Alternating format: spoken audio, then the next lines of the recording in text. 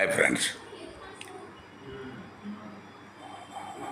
నిన్న ఈ చండీగఢ్లో ఒక ఆంధ్ర మన తెలుగు ఐపీఎస్ ఆఫీసరు ఎవరైతే అక్కడ ఏడీజీగా పనిచేస్తున్నారో అత్యంత ఉన్నతమైన పదవిలో ఉన్నారు.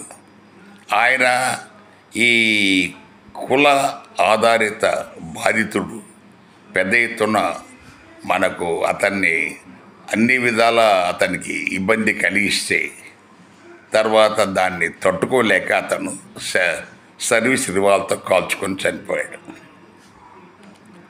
ఇది వార్త. ఈ సందర్భంగా మనం ఈ వీడియోలో చెప్పదలుచుకున్నది ఏంటంటే, రాజ్యాంగం ఎన్ని రక్షణలు కల్పించినా తర్వాత పాలకులు మనకేదో రాజ్యాంగబద్ధంగా మీకు ఈ ఎస్సీలకు రక్షణ కల్పిస్తామని చెప్తున్నా కూడా ఇలాంటి దేశం మొత్తం మీద కోకొల్లలు జరుగుతూ ఉన్నాయి. కేవలం కొన్ని మాత్రమే మనకు బయటకు వస్తున్నాయి.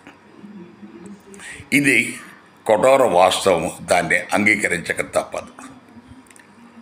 సో ఇలాంటి పరిస్థితులలో ఈ పంచాయతీ రాజు వ్యవస్థలో ఈ పంచాయతీలు గ్రామ పంచాయతీలలో ఈ ఎస్సీలకు సపరేట్ పంచాయతీలు ఇవ్వాల్సిన అవసరం ఎంతైనా ఉంది.